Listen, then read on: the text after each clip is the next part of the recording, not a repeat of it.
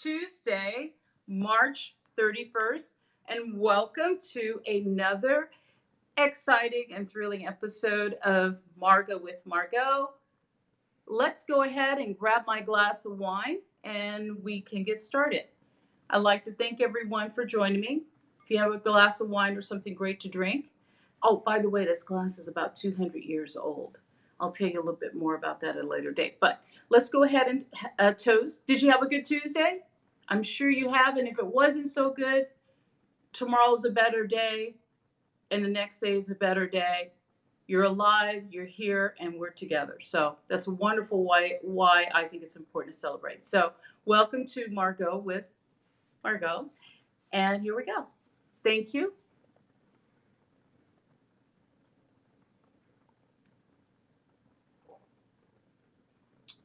Simply divine. Mm-mm-mm-mm. Wonderful. Well, today was quite sombering news. Probably about late last night, I looked at the numbers of how many people died today in the United States. And obviously, people are dying all over the world, but because I'm in the US and I'm deeply affected by what goes on in our country, needless to say, it was very sad to hear about the number of people who passed today. So, first off, I'd like to send my prayers to anyone who has lost a loved one. I'm sure they have their angel wings and they're in heaven looking down on us, I hope. And people who have coronavirus, I wish you a speedy, wonderful recovery. And I think I speak on behalf of everyone watching this show. We send our heart, our prayers, healing thoughts towards you and your family that we get through this whole crisis together, because at the end of the day, we're all human, we're all Americans, and we're here at this moment going through this together. So we have your American family, and our heart just goes out to you. So that's one of my thoughts. I just want to start that out. It's a very tragic to hear about this. Now, another interesting note about this whole discovery is, I don't know, did you guys watch the press conference today with the president of coronavirus task force that he's assembled? And it was about a 2-hour meeting. Now, if you didn't see it directly, I recommend either recording it or going online. It's better to see an unfiltered viewpoint of what you feel is going on. So, and of course, they came out, and it's been extended, this slow to spread protocol that the president came up with about 15 days ago has been extended out now for 30 days until April 30th. And the numbers are quite startling. And I appreciate that they're transparent and it went up the numbers. And that's why it's good to watch it yourself with someone, or maybe you can't with someone because obviously we're practicing social distancing. But I think it's important to see. Even the best case scenario, with all the work that we each are doing and the sacrifice that each of us are making, some more than others, my heart go out to you for those who are making a tough sacrifice. The numbers are quite startling. They're stating between 100 to 200,000 people will pass as a result of coronavirus. That's the good news. The tragic news, if we didn't do all the work with it, could have been in excess of 2 million. Now, keep in mind, this is all data. And also keep in mind, they're still learning a lot about coronavirus. They are trying some other treatments. My gut feeling is it's going to be less than 100. This is just my thought. Obviously, I'm not sure. I just have that feeling that if people really understand how important it is to keep your distance from someone from more than 6 feet away.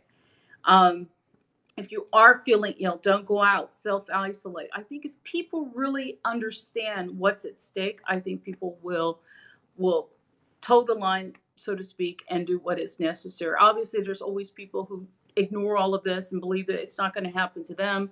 And that's one of the tragic things about human beings, right? It's our own free will. Some people are a lot more adaptable and smarter than some people. So no, nothing said negative about them, but we understand that there are people that probably don't understand all of this. So that's why we, the smart people, the people who are capable, have the positions and the power to go out and try to help those people who don't understand, so we can do whatever work that needs to be done to help them. So all the citizens, this is an all hands on deck.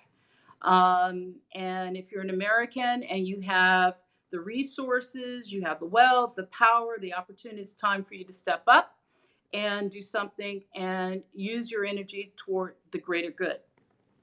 So I'm just going to go over quick notes of what went on in the press conference if you guys had a chance to see it. Just as a side note, before I get into the coronavirus information, people have asked me, like other times, I have James Cameron above the fireplace. So if you're wondering, is that really? Yes, it is. Met him at the Director Guild Awards many years ago. Very nice guy, really wonderful. Side note, I love Avatar and I did like the Titanic. And I have to tell you, when I thought of seeing both films, I really didn't have high expectations. I thought, okay, the Titanic, oh my God, I was in love. And then Avatar, whoa, powerful message. Really, both really good films. So that's who you see above the fireplace, just out of curiosity, in case you're just dying to know who that is. Okay, now let's get back to the what's going on in coronavirus. So a couple of things they brought out was the ventilators. Doesn't it feel like every day there's a big discussion about ventilators? One, obviously people need them in order to live, and but you feel like there's a lot more drama about ventilators than it need to be. I do know the president there was about 7 companies that are going to be making ventilators. I do know that he stated that he didn't want to give the ventilators to each individual state.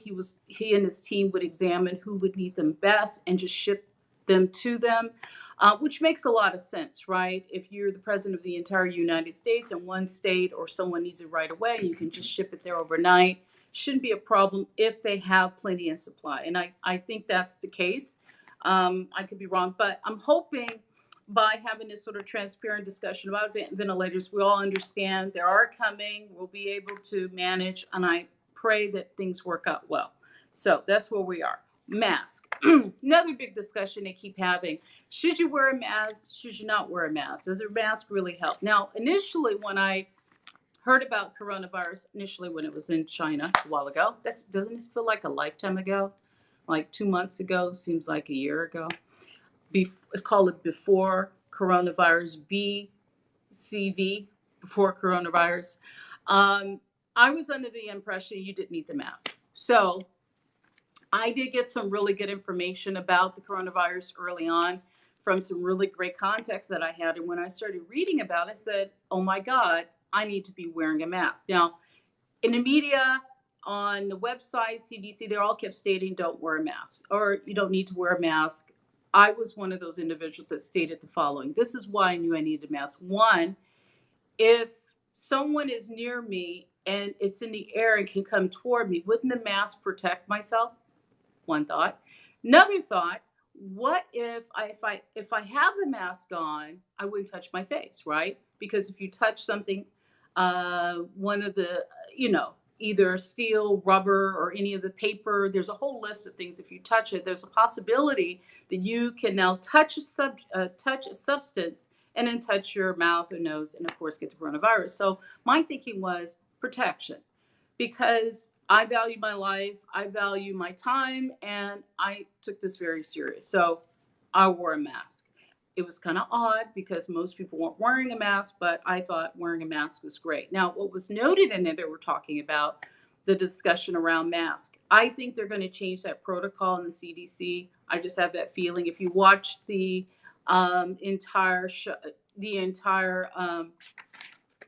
task force discussing it, I think that was what the doctor was discussing. So I don't think that'll be an issue. I think eventually they're going to decide that we should wear a mask. Now, if you don't have a mask, oh my God, what do I do?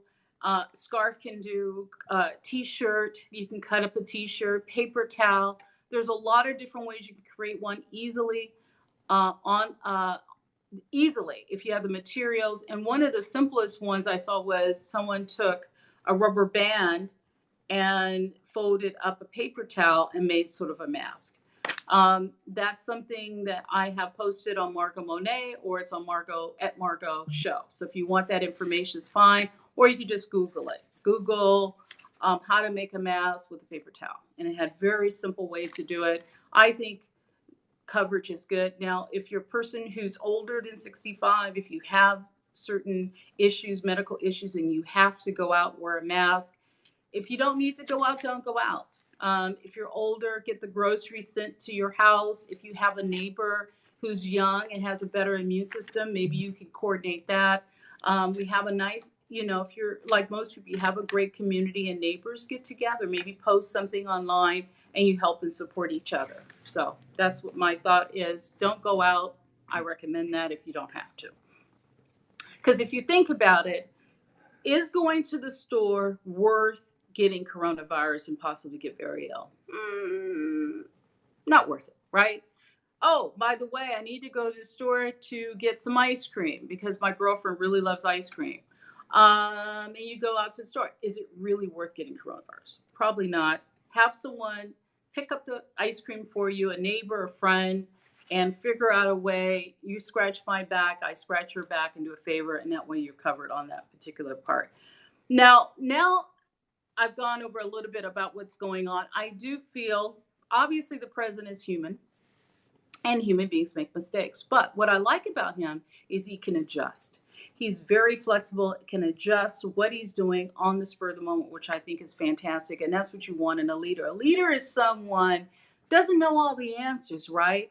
But they put themselves on the line and they adjust. They quickly size up the situation, take in the data, and they switch and change, right? That's what everybody who's a good leader, but they're willing to take the risk, and that's what good leadership does. So it is in my best interest to support our president. Now, obviously, if you're a Democrat and you're a person who can't stand him, because there are people out there who actually just kind of hate his guts, if you're one of them, well, we can have that discussion after the pandemic is over with. Because right now, we're in this together, and it's in our best interest that the less people who get coronavirus and less people who pass away, it's in our best interest. Collectively, as citizens, it's in our best interest. So that's why I support the president.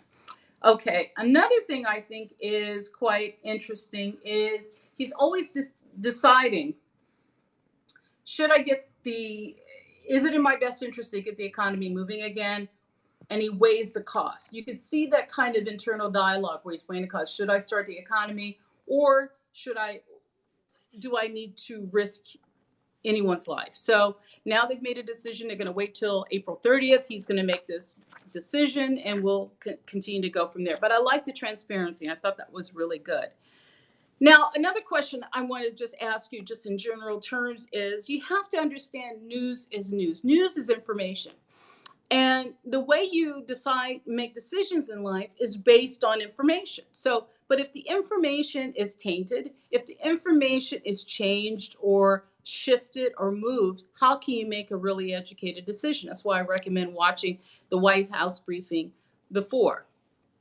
Now, I like to think most people have your best interest and my best interest at heart, but we're human, right? The first thing we think about when we get up or start of our day is, what am I going to do? It's never, what are we going to do? What am I going to do? How am I going to survive? So you have to understand everyone's human and everyone's going to take care of their own best interests and, of course, their family. So when you get the information from the news, you got to ask yourself, is this information really going to help me the way I want to be helped, or should I question it? Think about it. Got to think about it, right? And you got to make good decisions. So use your instincts, listen to the information, but ask yourself, does that really make a lot of sense? And if it doesn't, then you should question it, right? And that's how you make decisions in your life. And the way you get the best information is by looking and reading and observing. That's why education is really important. You go to school not to memorize information. You go to school to learn how to think, how to be independent, make choices. And that's why our school system is very important and critical. And I think it's great that parents get to see and be with their kids and homeschool their kids with their kids and learn a lot about education, how our system is set up, and have a better understanding. So parents can now make better decisions of how they want the school to run and maybe have some more input. So I think this whole period of parents being really involved in their kids' education, I think is a really, really smart. It's obviously painful and difficult to go through this hard time, but I like to look at the positive. And the reason I focus on positive, because you said, Margaux, you're just way too happy and positive. Well, this is how I think. There's only so much you can control. I can't control the coronavirus, right? But I can control what I think about the coronavirus. I can compartmentalize that portion of my day to focus on it and give up the rest. And I understand living in a state of fear is very terrible, right? Because what your mind focuses on, you bring into existence. So if I think negative thoughts all day long, I take the risk of bringing that negativity to me. Do I really want to take that risk? No. I want positive things, positive thoughts, positive existence, and live a full, human, lovable, wonderful life. There you go. So that's my summation on information in the news and why I think the way I do. Next thing, let's just go over the symptoms real quick for coronavirus. Trouble breathing, persistent pain or pressure in the chest, confusion, blushed lips or face. Okay. If you get any of these symptoms, go online, coronavirus.gov, and start reading about the symptoms deeply. If you feel it's an emergency, I wouldn't question it, call 911.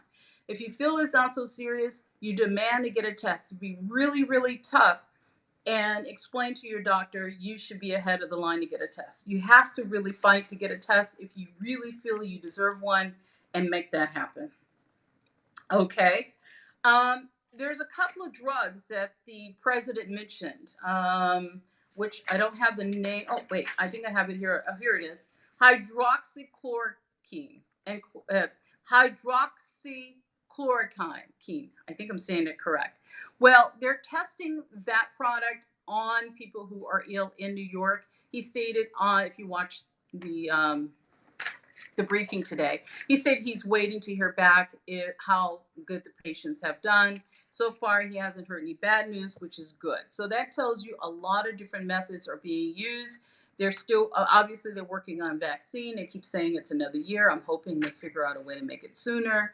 I'm all about saving people. I don't like the idea of anyone dying. I think every human life is of some value. That's someone's mother, daughter, sister, cousin, dad.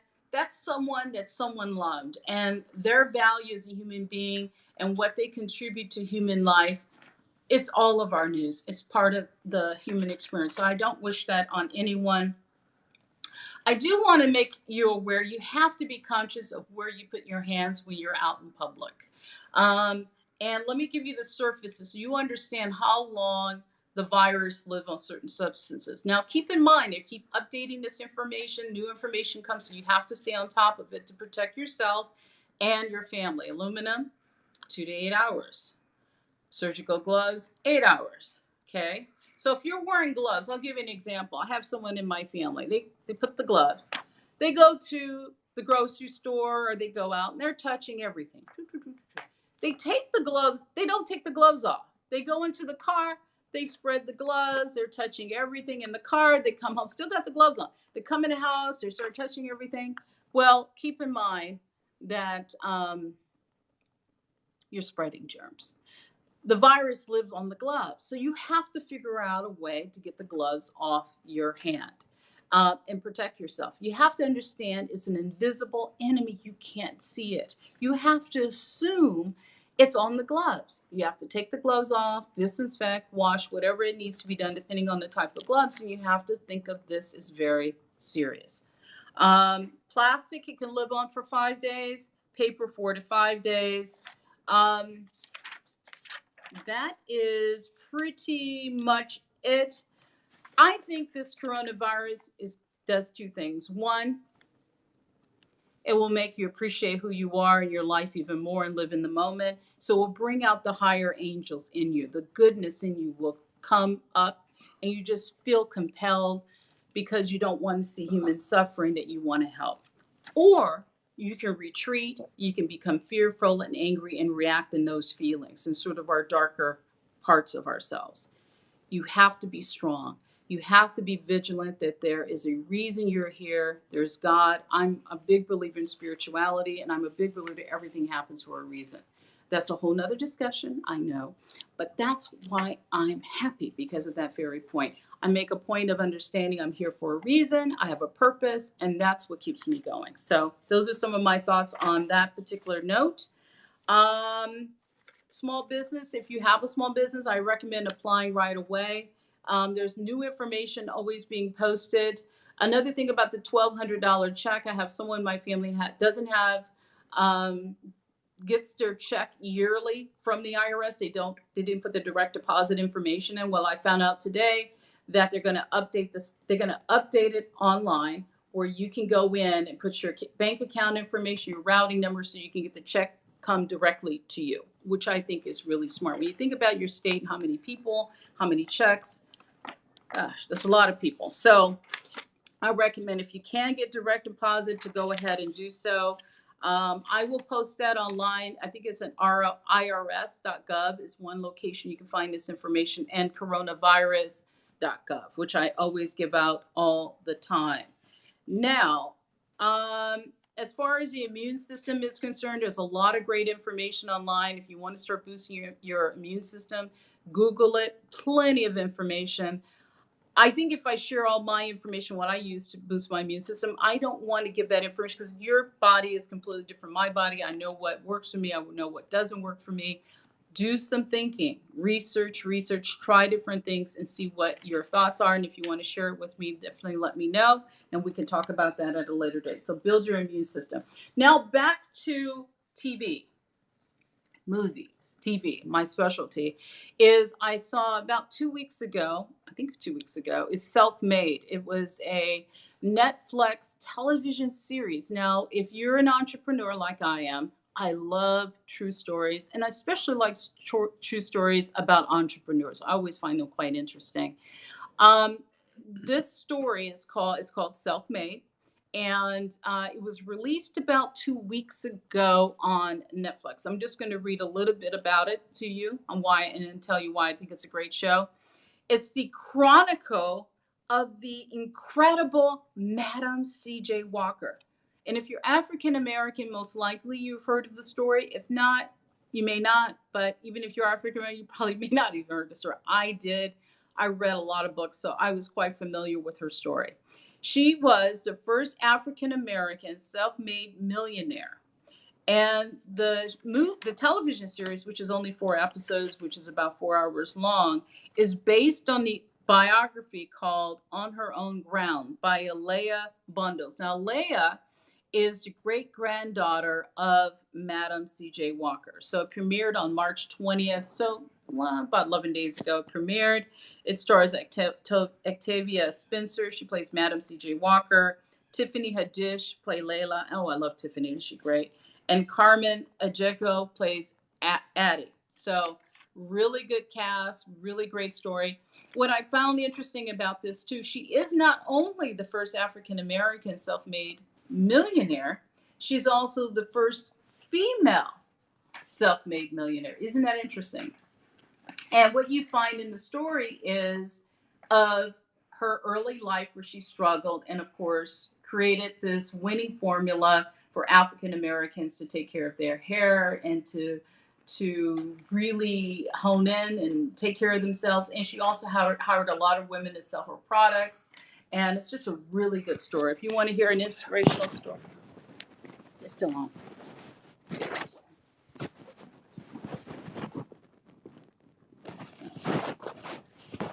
Hello, everyone. Hello, everyone. I'm here. How you doing? Well, we had a little bit of difficulty with the camera. So here I am. I'm posting the camera onto myself so I can continue. So if you want, see the film by Madam C.J. Walker. Really excellent film. No, TV series. It's on Netflix. True story about this woman who created these great products for African Americans. True story. First female millionaire, you're gonna love it. It's just kind of awkward when this thing happens, but that's the thing about live. That's what happened when you're live. Um, and it's a really great show. You should see it. So if you're an entrepreneur, you should see it. Also, I made an announcement yesterday that I thought was quite interesting. I stated if you had any disruptive technology, well, I've changed my mind. I decided to wait and see how things go with the next month. So there's no need. I'll make an announcement and some more changes of things that we're working on. I'm going to see how this whole thing plays out because depending on how many lives and how many people get coronavirus, this is going to change a lot. Yesterday, I recommended planning 30 to 60 to 90-day plan, coronavirus without coronavirus, so you have a game plan in mind and you know how to structure. And every day I make evaluations on what I'm going to do. So this is kind of a new announcement. We're going to wait until after this 30-day period, and then we'll readdress some of the things.